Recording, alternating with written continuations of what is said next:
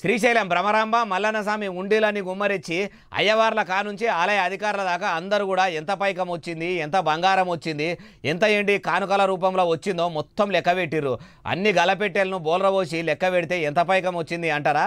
ఎంతనో మొత్తం లెక్క చెప్తా పారి. చూసిన ఆరులా చేతులతో లెక్క పెడితే ఆలస్యమయ్యేటట్టున్నదని ఏకంగా పైసలు లెక్క పెట్టే మిషన్ అనేది తెచ్చిర్రు. ముడతలు తీసేటోళ్ళు ముడతలు తీస్తురు, మడతలు పెట్టేటోళ్ళు మడతలు పెడుతురు, చిల్లరేరేటోళ్ళు చిల్లర ఏరుతురు, బిల్లలు జమ చేసేటోళ్ళు బిల్లలు జమ చేస్తురు.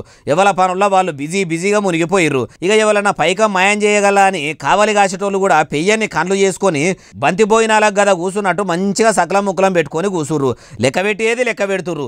అవుగాని ఇదంతా ఎన్ని రోజుల పైకం అనుకుంటుర్రు? మా అంటే 20 దినాలనే భక్తులు ఇన్నిగానం పైసలు అమ్మవారికి స్వామివారికి మొక్కి ఉండిలలా వేసిరట.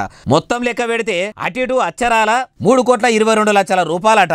బంగారం 150 గ్రాములు వెళ్ళిందట. 5 కిలోల దాకా ఎండేసిర్రట. బయట దేశంలో పైకం కూడా బాగానే వేసిర్రట.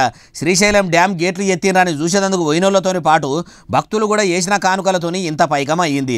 ప్రాజెక్టులకు నీళ్లు ఎట్లెట్లు వస్తే మల్లన్న స్వామి ఉండీలకు కూడా పైకం అట్లనే వచ్చి పడ్డట్టు లేదు అంటున్నారు ఏ ముచ్చటిన్నోళ్ళు.